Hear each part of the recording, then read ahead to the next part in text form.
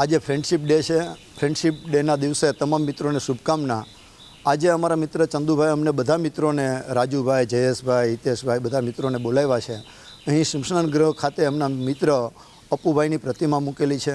અપ્પુભાઈ સ્વર્ગલોક સિધાવ્યા એને આજે લગભગ 22-25 વર્ષ થયા, પરંતુ ચંદુભાઈ દ્વારા એક પણ દિવસ એવો ન હોય કે એના મિત્ર અપ્પુભાઈને યાદ કરવામાં ન આવ્યા હોય।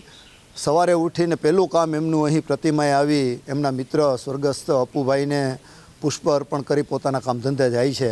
ત્યારે વિશ્વના આટલા મોટા સંબંધો, અવળું વિશાળ જગતની અંદર આપણે શાસ્ત્રોથી અને અભ્યાસથી શીખતા આવ્યા છીએ કે ભગવાન કૃષ્ણ અને સુદામાની મિત્રતા, ભગવાન રામચંદ્રજી અને હનુમાનજીની મિત્રતા, પિક્ચરમાં જોયું હોય તો આપણે જય અને વીરુની મિત્રતા, અને પોલિટિક્સમાં જોયું હોય તો બે પાર્ટીના વિરોધીઓ હોય તો પણ આવી મિત્રતા હોય।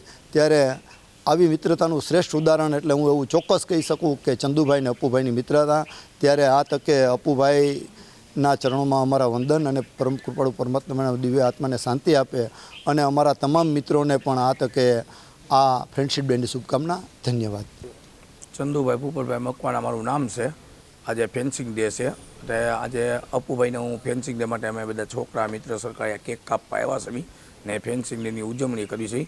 આજે અપ્પુભાઈનું ભાવનગર અમે બે સાથે હતા સન્ની ગ્રુપની અંદર, અને ભાવનગર મારું સન્ની ગ્રુપ હાલતું હતું ને અમારી મિત્ર બધાની સારી હતી। પણ ભગવાનને કરવું એવું કે અપ્પુભાઈ બગદાના જતા અપ્પુભાઈનું એક દી એક્સિડન્ટ થઈ ગયું, અપ્પુભાઈ મૃત્યુ પામ્યા। હું 2005-6માં આવી ગયો જેતપુર, પણ જેતપુર મેં બધી ભગવાનની મૂર્તિ જોઈ 2000 હોલમાં। તો મને એમ થયું મારા દોસ્તારની મૂર્તિ મેકવીશ, તો મેં મારા દોસ્તારની અપ્પુભાઈની મૂર્તિ મેકી ને આજ 9 વર્ષથી હું અપ્પુભાઈની આ પૂજા પાઠ કરવા આવું છું।